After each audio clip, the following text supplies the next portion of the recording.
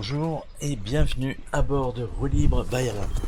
Le titre de cette émission pourrait ressembler à un chapitre du roman de Tolkien, Le Seigneur des Anneaux, qui avait une inventivité débordante pour nous faire voyager dans des lieux et des contrées inconnues et évocatrices, comme la fameuse Terre du Milieu ou encore les Terres Immortelles. Eh bien, en Isère, nous avons un lieu qui aurait pu faire partie de l'univers de Tolkien, puisque cette contrée s'appelle ici les Terres Froides. Et c'est dans ces Terres Froides que je vous emmène aujourd'hui. Alors, couvrez-vous bien, je vous en dis un peu plus à la prochaine halte.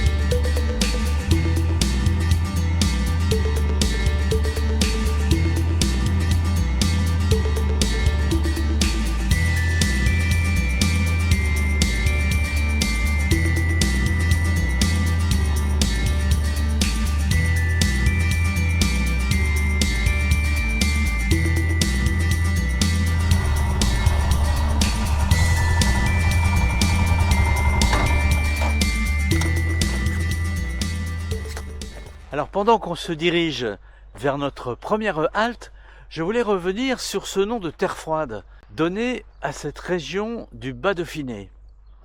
En fait, c'est d'abord et avant tout parce qu'elle se distingue par des hivers plus rigoureux, venant du fait que la terre argileuse, imperméable, retient l'humidité. Elle est donc toujours imprégnée d'eau, et elle est donc lente à se réchauffer. Voilà pourquoi on l'appelle les terres froides. La magie de Tolkien en prend un petit coup.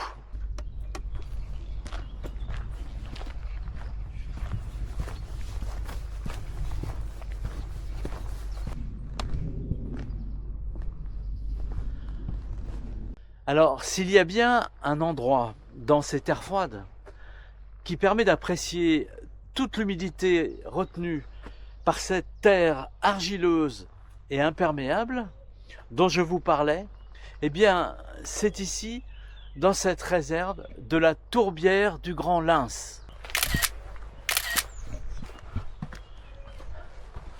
Nous sommes ici à environ 500 mètres d'altitude, qui est l'altitude moyenne des terres froides. Cette réserve naturelle occupe un des grands nombreux vallons glaciaires des terres froides. Et comme vous allez le voir, l'ensemble du site est gorgé d'eau. Alors grâce à l'aménagement que vous voyez qui a été fait, on peut découvrir et parcourir ces lieux sans gêner les nombreux hôtes qui vivent ici. Car dans ces nombreuses tourbières et plans d'eau répartis sur 53 hectares, la faune est vraiment très riche. On peut ainsi observer, si on a de la chance bien sûr, différents types de hérons, ainsi que des rapaces, comme le busard des roseaux, et beaucoup d'oiseaux vivant au milieu de cet espace aquatique.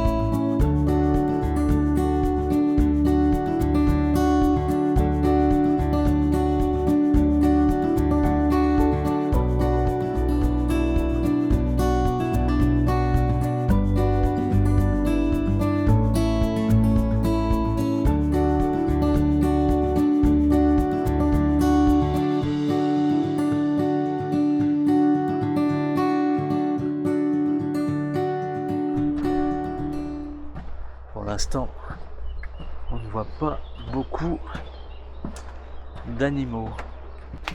Alors vous voyez là, le parcours est vraiment très bien fait. Et effectivement, quand on regarde bien par moment, on voit toute l'humidité des fameuses terres froides. Et effectivement, il y a de l'eau vraiment partout.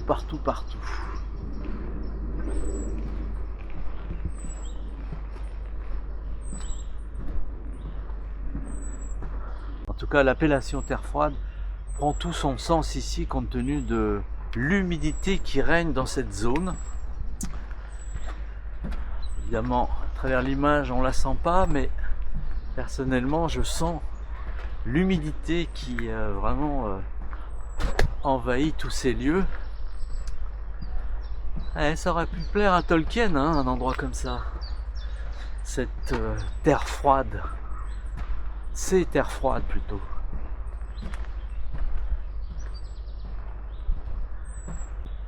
Voilà, on n'a pas eu beaucoup de chance au niveau des animaux. Si, peut-être une grenouille là qui est partie. Hop, voilà. Vous voyez les petites grenouilles qui viennent de sauter. Hop là, voilà. Voilà, je sais pas ce que j'ai fait fuir. Vous voyez, hop. Alors maintenant que le décor aquatique est posé, eh bien nous allons repartir et vous allez voir quand même que ces terres froides ont d'autres spécificités et qu'elles ont du caractère. Et les petites routes de campagne, vous verrez, sont très agréables pour rouler. Bien sûr, l'eau sera souvent au rendez-vous dans cette émission.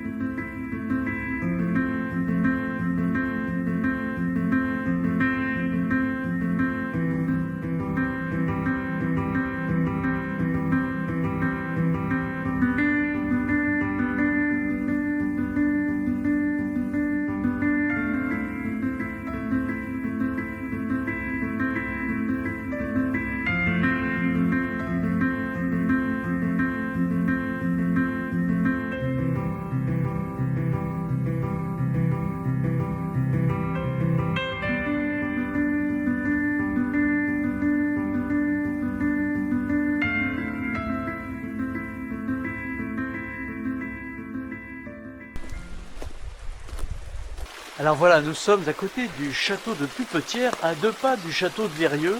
L'histoire de ces 2 châteaux est intimement liée à la famille de Virieu, qui racheta le château de Pupetière, qui avait été entièrement brûlé. Et c'est en 1866 qu'ils confièrent la reconstruction du château à un certain Viollet-le-Duc, le grand architecte de cette époque. Un architecte que désormais tout le monde connaît, depuis que malheureusement la flèche de la cathédrale Notre-Dame qu'il avait réalisée s'était effondrée après l'incendie de la cathédrale de Paris en 2019. Évidemment, vous le voyez, l'eau est omniprésente ici, elle vient des collines, des vallons, et elle court tout le long du château de Pupetière. Elle jaillit même parfois en petites cascades, ce qui a permis aux constructeurs de l'époque eh bien, de réaliser de nombreux plans d'eau. Alors s'il y a bien un endroit qui illustre parfaitement les terres froides, car il est situé à peu près au milieu de cette région, eh bien c'est le lac de Paladru, 5e lac naturel d'origine glaciaire de France. Mais avant de faire une petite balade le long des rives du lac et d'admirer, vous verrez, ce joyau des terres froides, nous allons rejoindre un endroit que j'ai envie de vous faire connaître. Il s'agit de l'hôtel des Bains de Charavine. Comme son nom ne l'indique pas, on parle bien d'un restaurant. Allez, en route!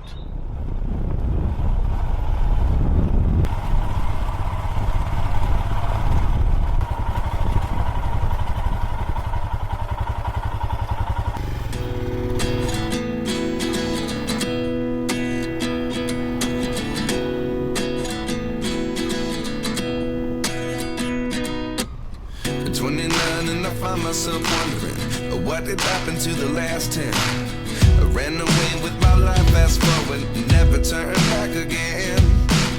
It's kind of funny that the more we pass time, the more we need to set them rewind. And 19 was the year I had to leave you, but now I'm seeing all the signs. Alors, vous voyez, sur les contreforts, on voit le château de Virieu dont je vous parlais précédemment. Un très beau château lui aussi. Et ces deux châteaux, le château de Pupetière et le château de Virieu, sont à quelques encablures. Et tous les deux d'ailleurs dominent la vallée de la Bourbe.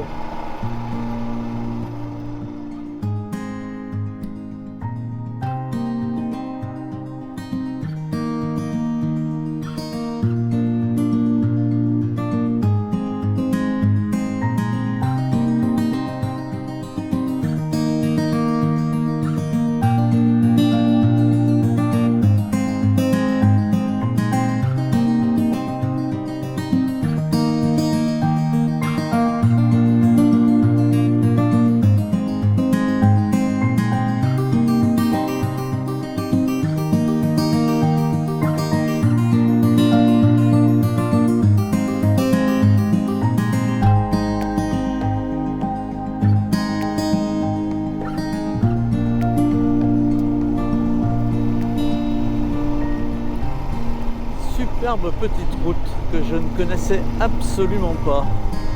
Ah bah voyez, on le voit ce fameux lac au fond. Le lac de Paladru. Je vous en dirai un mot tout à l'heure.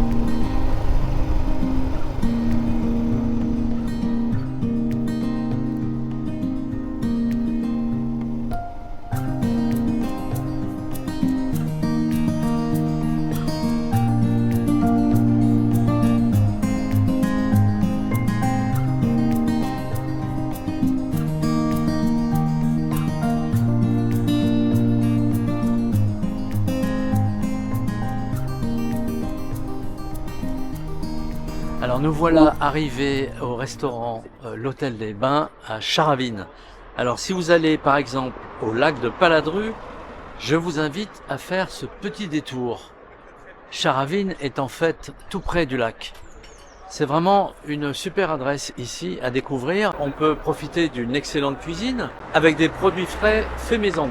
Petite précision avant de rentrer, selon la période, la réservation est fortement recommandée. Bonjour. Pour la déco intérieure, on est un peu à l'époque des grandes maisons. L'intérieur est chaleureux et puis l'accueil est sympa, souriant et le service irréprochable. Bref, vous l'avez compris, j'aime beaucoup cet endroit. Bonjour monsieur, j'ai réservé une table. Ouais, vous êtes sur la droite, une des tables. Ouais. Ok.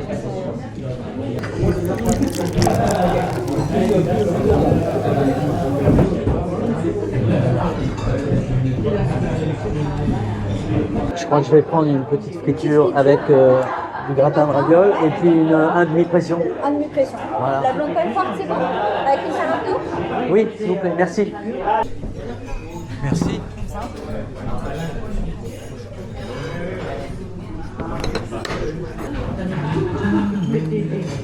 Merci beaucoup. Bon appétit, Merci. bien.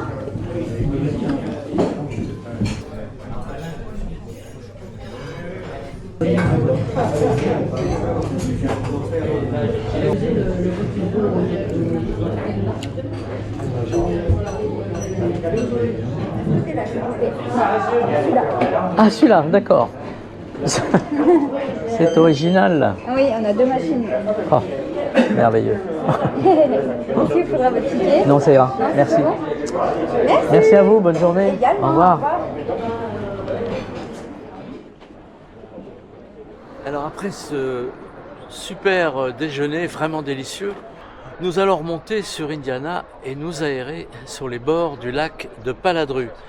Alors une petite précision à propos de ce restaurant, vous voyez les beaux jours sont déjà là puisque la grande terrasse extérieure est déjà ouverte, ce qui n'est pas commun à cette période, mais voilà, à l'ombre des platanes, vous pouvez aussi déjeuner et notamment l'été c'est assez agréable. Allez, maintenant on remonte sur la moto.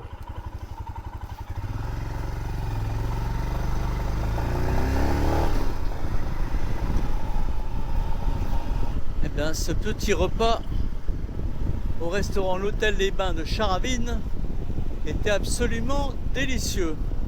Voilà, regardez un peu le lac que nous allons longer sur une grande partie. Magnifique lac de Paladru. Je crois que le printemps est là.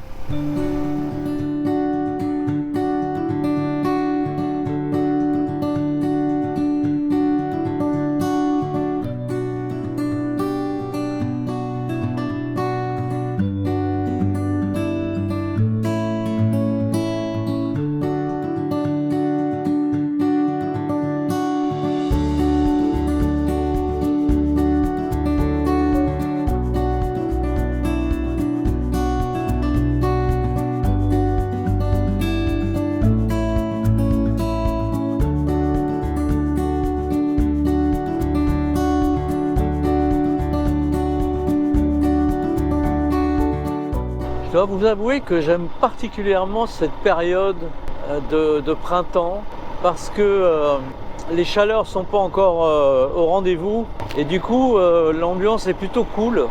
Il n'y a pas beaucoup de circulation, il n'y a pas grand monde. C'est le bonheur. Le lac est là-bas, voilà.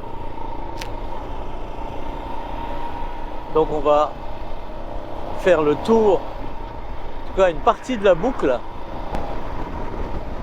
Et en plus à cette période, regardez comme c'est beau là, il y a encore un petit château là. L'herbe est d'un vert tendre. Tout est calme. J'aime beaucoup. J'aime beaucoup. Et Indiana aussi aime beaucoup, je crois. Voilà, on récupère le lac là sur la droite.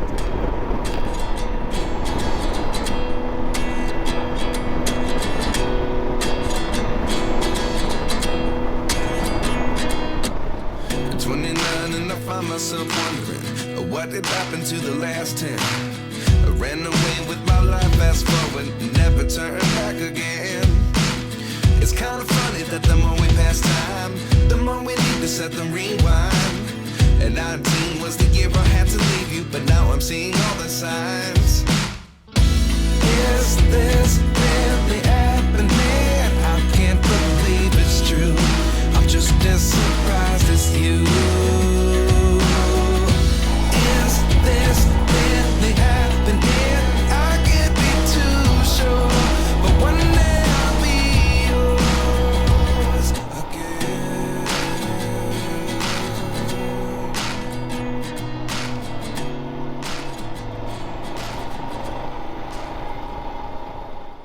C'est sur les hauteurs de ce magnifique lac de Paladru, ce beau lac glaciaire, surnommé le lac bleu par ses riverains, du fait de sa belle couleur turquoise, que cette émission s'achève ici. J'espère que vous avez passé un bon moment avec moi dans les terres froides du Dauphiné. Comme d'habitude, si vous avez aimé, n'hésitez pas, le petit pouce en dessous de la vidéo. Et si vous voulez vous abonner à ma chaîne, vous êtes les bienvenus. Quant à moi, il ne me reste plus qu'à vous saluer et à vous dire à bientôt sur Roulib by Alan. Ciao!